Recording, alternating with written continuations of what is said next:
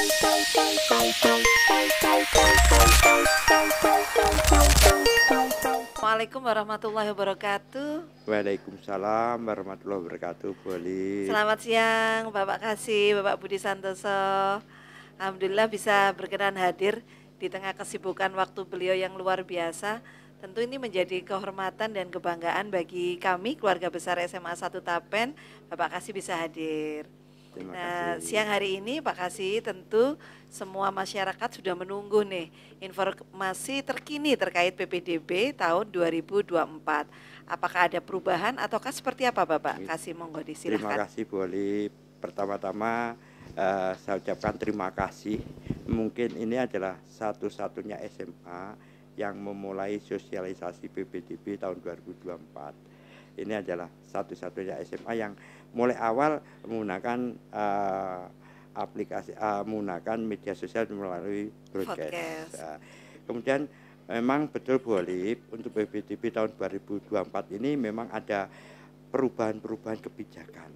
Nah, salah satunya yaitu yang pertama di dalam zonasi. Kalau tahun kemarin di dalam zonasi ini satu kabupaten ini satu zona. Tetapi untuk tahun 2024 ini satu kabupaten ini dibagi menjadi 3 zona. Pembagian ini berdasarkan sebaran masing-masing desa setiap kecamatan. Nah, artinya sudah sekarang tidak satu zona lagi, tetapi ada 3 zona. betul. Dan itu tergantung dari kecamatannya. Betul.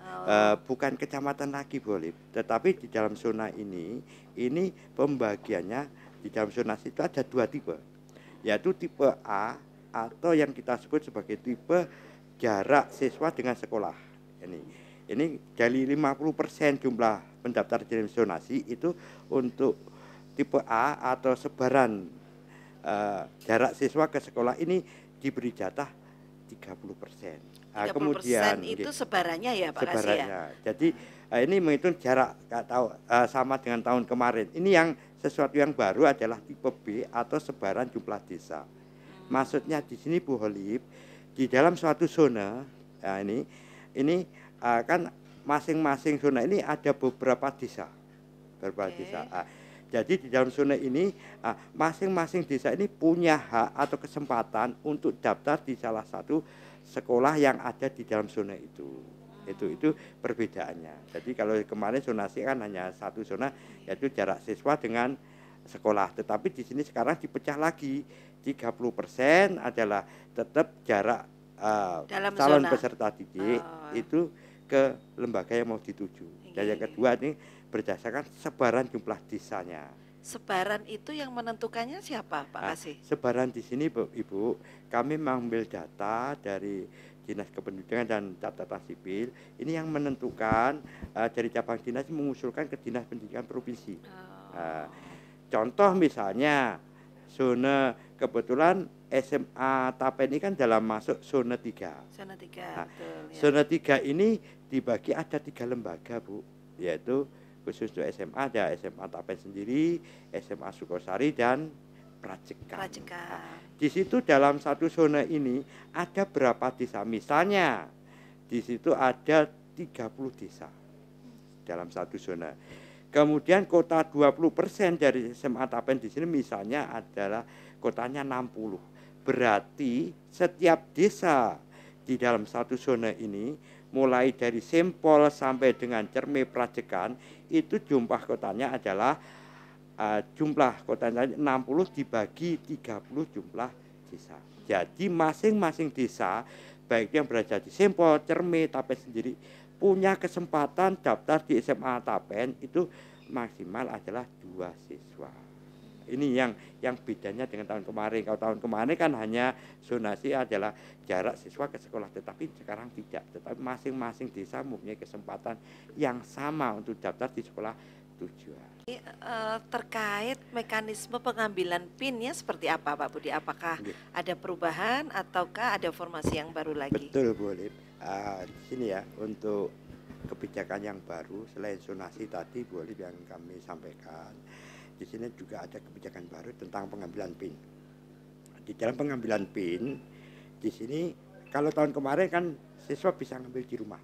Tetapi tahun ini siswa harus datang langsung ke sekolah. dengan membawa persyaratan-persyaratan yaitu KK, kemudian ijazah, akte dan sebagainya. Dari data-data itu bisa kita verifikasi dulu. Kita verifikasi. Karena apa boleh di sini di dalam KK, untuk KK yang kita verifikasi ini harus sama atau sesuai dengan KK jenjang sebelumnya. Kalau misalnya masuk SMA berarti harus sesuai dengan KK yang ada di SMP-nya.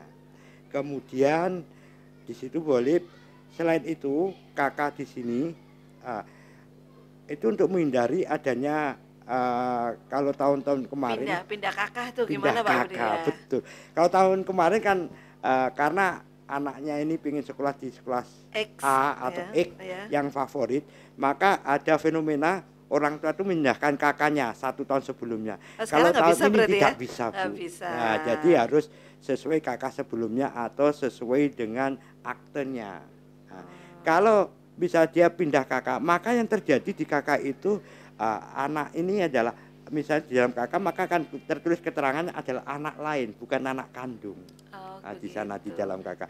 Maka di situ untuk tahun ini kebijakan anak ini harus membawa dokumen-dokumen pendukung tentang kependudukan. Contohnya bisa kakak, kemudian akte kelahiran dan sebagainya. Sebelum daftar ini harus diverifikasi dulu. Nah, untuk mengambil PIN-nya kalau tadi kan harus ke sekolah. Ke sekolah langsung. Nah, sekolahnya itu sekolah yang dituju atau yang tidak dituju? Pengambilan PIN ini di sekolah adalah sekolah-sekolah yang terdekat, boleh. Sekolah terdekat. Tidak harus di sekolah yang dituju. Itu boleh, tetap boleh. Tetapi di situ harus diverifikasi dulu kakaknya. Ini perbedaannya dari tahun kemarin. Kalau kemarin tuh banyak membondong-bondong pindah kakak ya Pak Budi. Sekarang nggak bisa lagi ya Pak Kasih ya? Sekarang nggak bisa ya, nggak bisa. Kalau wali bagaimana? Wali kan sama. Sama ya? Sama. Jadi sesuai dengan kakak. Sesuai dengan kakak mulai dari awal sampai akhir. Adakah batasan, kalau kemarin kan ada batasan tahun tuh Pak Kasih, tahun lahir, tahunnya harus kakaknya 1 tahun sebelumnya kalau mau pindah kakak. Kalau sekarang kan nggak bisa berarti? Nggak bisa. Ya, meskipun kakak itu dipindahkan 1 tahun sebelumnya ini kan terbaca di dalam sistem. Jadi tetap tidak bisa. Jadi ini tidak bisa main-main, harus pindah domisili dan sebagainya. Tahun ini. Itu kebijakan yang baru dari Kementerian tentang PPDB tahun 2024. Terkait prestasi, bagaimana Pak Kasih? Tetap boleh, ini kita akomodir di situ di dalam PPDB tahun 2024 ini sama aturannya, yaitu ada afirmasi, kemudian ada prestasi itu sendiri, ada prestasi akademik, non akademik. Kemudian juga ada bukan prestasi, tapi nilai akademik. Itu sama. Aturan-aturan ini masih sama dengan tahun-tahun kemarin. Perbedaannya di situ. Artinya masih bisa pindah zona kalau prestasi. Misalnya bisa. Harusnya dia di zona 3. Prestasi daftar di zona 1 masih boleh? Masih boleh. Karena gini, ada aturan setiap siswa itu boleh memilih 2 pilihan di dalam 1 zona, 1 pilihan di luar zona. Jadi di situ masih boleh. Tetapi di situ kan juga harus kita perhitungkan juga ya, karena persaingannya juga sangat ketat. Karena zonasi ini sebetulnya tujuannya adalah memeratakan jumlah siswa di semua sekolah. Karena masing-masing sekolah ini kan standarnya juga sama, standar gurunya, sarananya dan sebagainya kan standarisasi. Jadi sama, baik sekolah di kota maupun desa ini standarnya sama. Itu boleh. Artinya ketika ini bisa berjalan dengan sesuai dengan juknisnya tadi ya Pak Budi, harapan ke depan tentu mungkin keinginan dari pemerintah adalah semua sekolah itu karena kualifikasinya sama, tenaga pendidik dan kependidikannya sama, kemudian kurikulumnya juga sama, mungkin nantinya kalau ini bisa betul-betul terlaksana dengan maksimal, tidak ada sekolah favorit, begitu nggih Pak Kasih? Betul Bu Alim. Di sini adalah tujuan utama dari pemerintah adalah pemerataan pendidikan. Jadi di situ kita kikis mana sekolah favorit dan sebagainya. Karena semuanya ini standarisasi, boleh. Tinggal gimana siswa itu mengembangkan bakat dan minatnya, mengembangkan prestasi akademiknya di situ. Karena gurunya di situ tidak distandarisasi. Contohnya adanya pelatihan guru, kemudian sarannya juga sama. Jadi ada standarisasi di sarana, kemudian kurikulumnya juga sama. harapannya nanti semua lembaga ini sama-sama menjadi lembaga favorit lah. Insya Jadi Allah. sama. Gitu. Baik, luar biasa Pak Kasih. Menutup perbincangan kita siang hari ini, mungkin ada closing statement terkait zona 3 ya kita ya. Zona 3. Tapen ini zona 3, ada sebuah semangat dari Bapak Kasih untuk peserta didik kelas 9 yang nantinya akan segera mendaftarkan diri di sekolah zona 3. Mungkin diberikan sebuah motivasi Bapak Kasih agar segera berbondong-bondong mendaftar sesuai dengan zonanya. Silakan. Okay. Bagi anak-anak kelas 9 yang bentar lagi mau masuk kelas 10, monggo silahkan memilih sekolah-sekolah sesuai dengan keinginan anak-anak. Dan SMA 1 Tapen ini adalah salah satu contoh sekolah yang sangat luar biasa, mengadakan inovasi-inovasi di dalam pelayanan pendidikan.